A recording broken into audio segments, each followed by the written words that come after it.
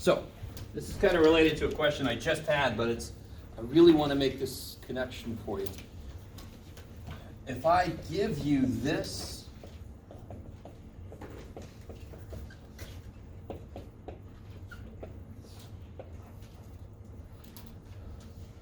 first off, why is that valid? Or is it valid? Say again, sorry? Yeah, the probabilities add to 1, and two things you got to say for that. Or check. Two things you got to check and then say. So the probabilities all add up to 1. Check. What's the other thing? Yes. All the probabilities are between 0 and 1. I think that's what you said. So for that first question on the quiz, you had to say both of those things. Just to remind you, I'm going to say this a few more times. On the test, these won't add up to 1. They will add up to like 0.9999 or 1.0001. You guys with me? Is that okay if that happens? Of course, because that's really close to 1. And so there was some rounding that happened. Are you with me? We've seen that happen before. When we make relative frequency estimators, we don't all freak out if it didn't come out to be exactly 100%. Right? If you did freak out, that would freak me out. Okay, so let me ask you this. This should be a simple question. Can you tell me the probability that x is 7? Get out there. Say it again, sorry. 0.2, or 20%, right? Everybody with me? I mean, this is beautiful. There's a table that tells me all the probabilities. So any question I have, I could just reference that table. What kind of distribution is this? I don't know. It's just a general probability. I don't know if it's built off a binomial. It didn't have to be built off of shit. It could have just been me asking people, how many pets have you had over your lifetime? Right? 10% said 5 and blah, blah. That's not binomial. That's not uniform. That's not any of that shit. It's just what I saw. Are you guys semi with me? Okay, I like it. So, if I have a normal curve, can you draw that in the air for me? What's a normal curve look like? A normal distribution? I love you guys. All right, some of you guys are doing it for me. They're actually like, you ain't getting that from me. All right. If I have a normal curve, and I ask questions about probabilities, if only there was a table that I could look at to get those, just like this was. But there's going to be a lot more shit, right? This one is discrete. 5 pets, 6 pets, 7 pets. Thank God nobody said 8.3 pets, right? You with me? This one is not discrete. It's continuous. So the table for this guy has to be pretty damn big. So for example, if I wanted to know what's the probability that there's a z-score less than -1, everybody now has the table of answers to look at to get that probability. So if I have something, stay with me now, this is so beautiful. If I have something that is normally distributed, like heights are known to be normally distributed. IQ scores are designed to be normally distributed. You with me so far? So there are a lot of things in real life, more than you even know, that are normally distributed enough so that I could use this table to answer probability questions fast. Hell yeah, I want it, so I can just look at the number and write it down and I'm done with it. That's beautiful. It's almost too beautiful to believe. I really want you guys to understand. Okay, maybe. So, let's look at this chart. Come here, you.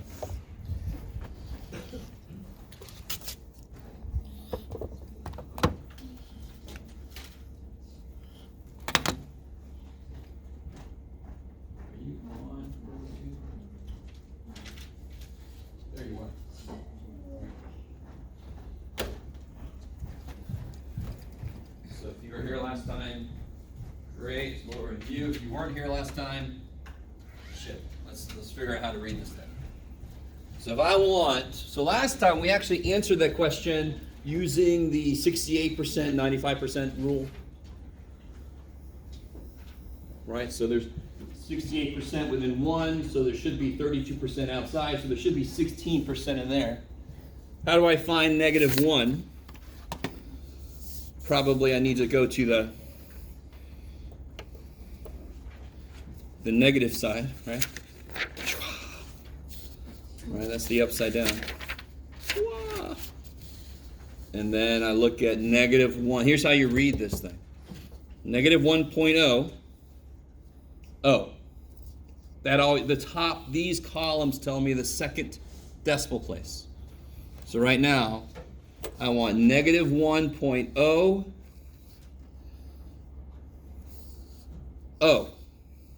So 0.1587, which is roughly 16%. So it kind of verifies that this chart at least agrees with that rule we knew earlier. Okay. You guys aren't aware enough, I think, to realize how big this is. Anything that is normally distributed, and I have a question about the probability. So what's the probability some dude is going to hit his head if he doesn't duck coming in the door? I can now answer it. The percentage of men that are taller than however tall that door is, I can figure that out. The door's pretty damn tall.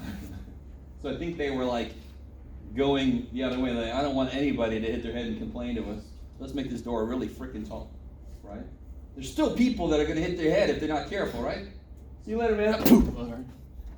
Coming in the doorway. You guys with me? No. Have you ever gone upstairs that you start walking up them and you're like, what? Who designed this thing? Stairs.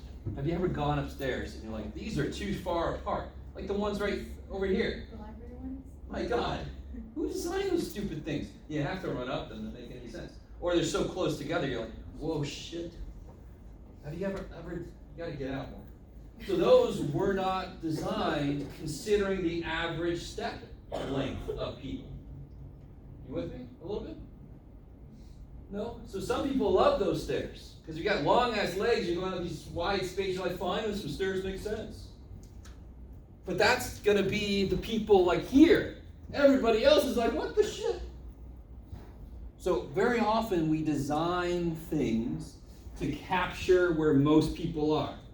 So that very few people will complain or be upset or be inconvenienced or whatever. And give my company bad PR. Okay, maybe. All right. So, right now we're just going to do some basic stuff to see how to read this thing. And then I've got, unbelievably, I've got a handout. Jeff, you got a handout? Here we go. I got some paper. So, what if I wanted this? We're just going to do a couple of these because we did plenty of these last time. Let's do one like this.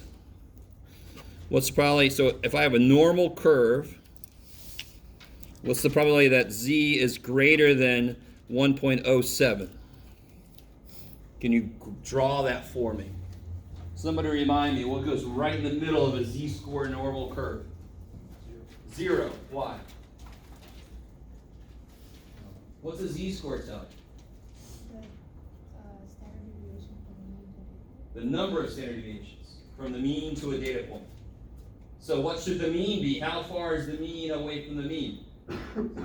There. So when you draw a z-score normal curve, 0 is going to be in the middle because the mean is 0 away from itself. Let that make an insane amount of sense. And that's why I have a negative side, well for you guys, a negative side and a positive side. Because 0 is in the middle. Please. So if you scored below average on a test, you would have a negative z-score. Yes. So if I graph this, the picture should help you. So be nice to yourself. 0's there. Where's 1.07? Right. Yeah, up here. Somewhere. Doesn't matter. Just on this side of 0. And then where do I shade? This way. We talked last time about that's a little arrow. If you didn't know that. Alligator dude is fine, but the arrow thing's better. So if you look up 1.07, don't say anything out loud. Go ahead and look up 1.07 on the z-score chart. Let's see if we all get the same thing.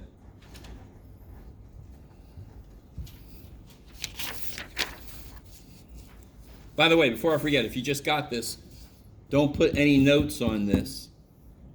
You got to bring this for the test, and then I collect them. If there are notes on this thing, that's bad. You're going to lose points. Oh, shit. Okay. So if I look up 1.07, what do you guys get? 1.07. 8577. Kick ass. You guys, everybody see that?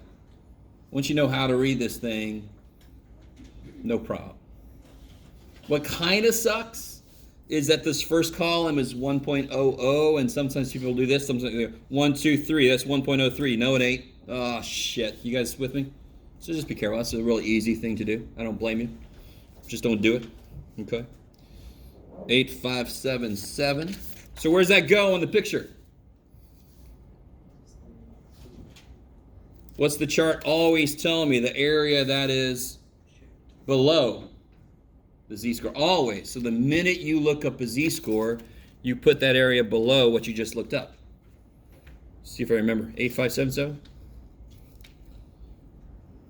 Nobody wants to help me? Yes. Okay. So does that answer my question? No. Right? Good job, Jeff. Thanks, man. How do I get the answer, though? I got the easier thing to answer. This is the opposite of what I wanted. This sounds just like what Jeff has been talking about, getting you ready for. So what's this side?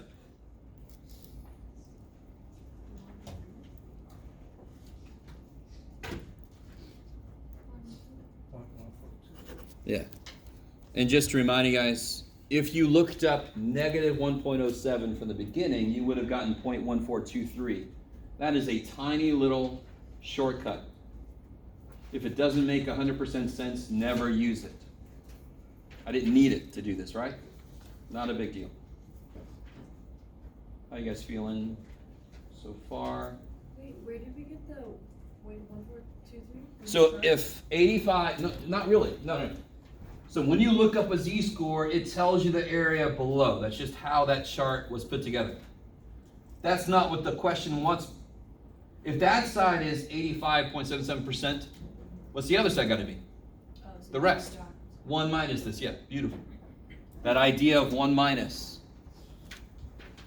There's a method to Jeff's madness sometimes. Okay, let's do one more, and then I'm going to unleash you guys on this handout. We're going to do one like we haven't done before. Actually, we're going to do several more, because I just realized I don't think we did him on... Well, let's see. I'll do another one after this.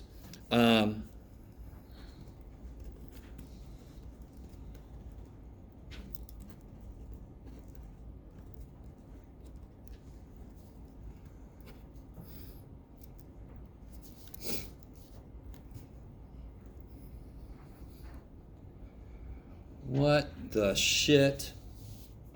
What does that mean? And you're like, you wrote it down, man. What is that? What does P19 mean? New exercise grades now. What does P19 mean? Anybody remember what that means, that notation? Percentile. So that's the 19th percentile. We are going to see that notation every now and again. What does 19th percentile mean? If somebody's in the 19th percentile of grades, why is that bad? Because only if 19% of people scored worse. So percentiles always talk about percentage below. That kicks ass, because so does our chart. Yes? So can you draw that for me? We still have a normal curve. All these problems, every single two of these problems is all about a normal curve. So what would this look like? All right, we know it would look like this. That's not what I'm asking. Where would the 19th percentile be visually? Don't have to be perfect, just about where. Here's the mean. Would it be above or below the mean? Why? Because the mean cuts it in half. So this is, the mean is the 50th percentile. So the 19th percentile's got to be somewhere down there. It only has 19% in it. So the first problem we did was I told you the z-score, you looked it up to find the area below, and then we had to adjust it, right? Now I'm telling you the area. Notice I'm really nice to myself. Doesn't 0.19, I love you guys so much. Doesn't 0.19 look like a z-score? Look like a z-score. So I'm not going to put that underneath. Areas go on top. Z-scores go down below. I don't know if you caught that, what I'm writing. So I know that's an area. That's a 19th percentile. It's 19%. I'm going to put it up there so I know it's an area. On the chart, where are the areas? Where are the z-scores and where are the areas? The z-scores are on the outside, and the areas are inside. So I got to look up 0.19. I got to do everything backwards. So what is it about math? I can do everything both ways. So if I can look up a z-score, find an area, I should be able to look up an area and find a z-score. How do I know it's going to be on the negative side? Because it is below the mean. I like it. So what's the closest you can get to 0.19? Don't look at 0.019, look at 0.19. Who's got that? Oh, I see it. What's the closest I get to 0.19? Which one of these?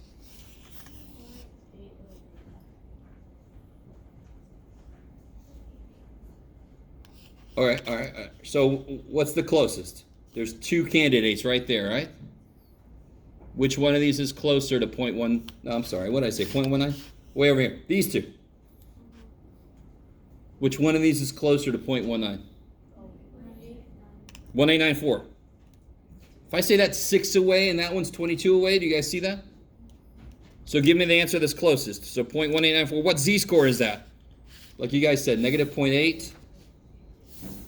8. Kick ass.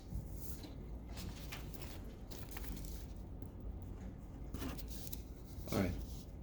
I know there's a lot of new stuff here, but just on this level, if that chart tells me, if you look up a z-score and you get an area, I should be able to use it backwards. If they give me an area, I should be able to look up a z-score. Whoop-de-doo, right? So if I know how many hours I worked, I can figure out how much money I should get paid. If I knew how much money I got paid, I should be able to figure out how many hours I worked. That's what math does. You can always solve for the other variable, right? Okay. So I don't think we did one like this yet. That's why I want to do a little more. I did a little more at the other class, but we're going to get ahead of them today. So what if I told you I had a normal distribution?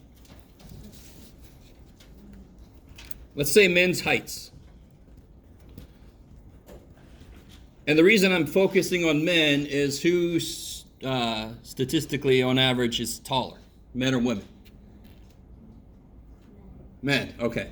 Did I say they're better? No, I just said they're taller. It's just a fact of biology. So when I'm talking about something like, how tall do I want to make a door so fewer people have to duck, I'm going to look at the tallest people to worry about them.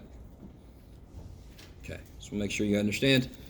So we know the mean height of men is 69. It's a very bad sequel to the city of men, mean height of men. And then the standard deviation is like 2.8, I think, inches. All right.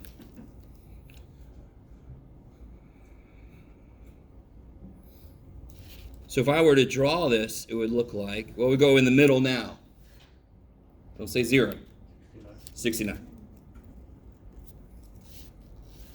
So let's say I want this. What's the probability that some dude is taller than 76 inches?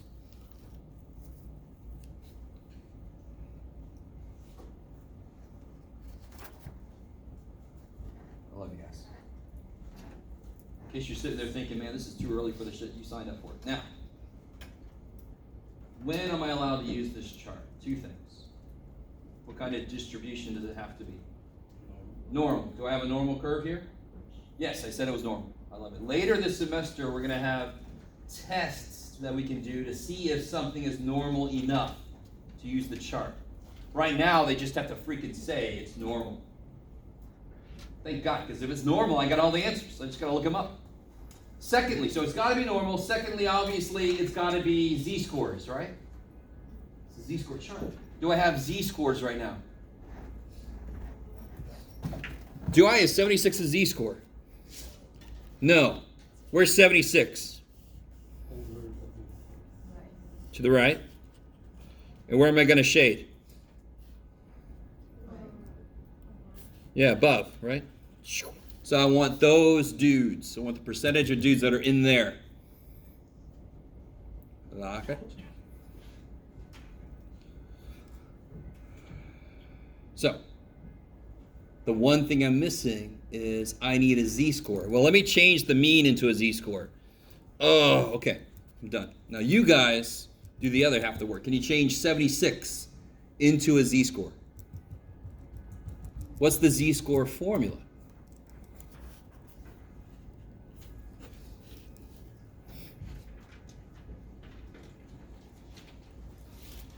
X minus mean, I mean, yeah. Over standard deviation. Yeah, it's how many of these fit into there. So go ahead and take a minute and figure out what that z-score is for a data point of 76.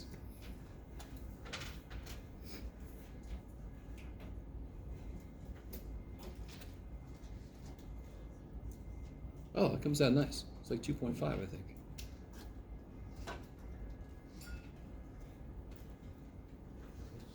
$2.5? I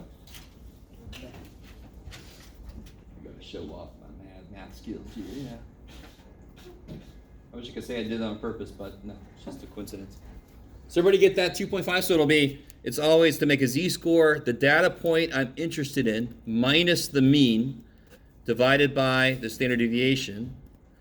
That's why if I'm below the mean, the z-score comes out negative, because the top would be a smaller number minus the mean, so it would come out negative. This one's positive. I'm on the positive side. I'm above the mean. And you should get 2.5. So it's 2.50, just to be specific. So the other problems, I was giving you z-scores. I could immediately look them up. This problem, I gave you x scores, but you can convert them into z-scores and then look them up. So what do you get when you look that up, 2.50?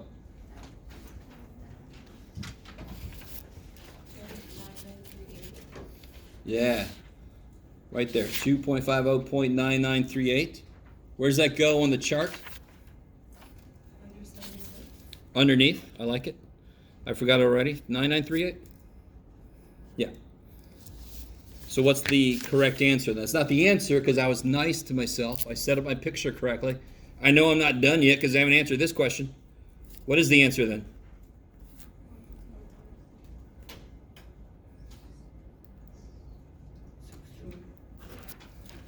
.0062.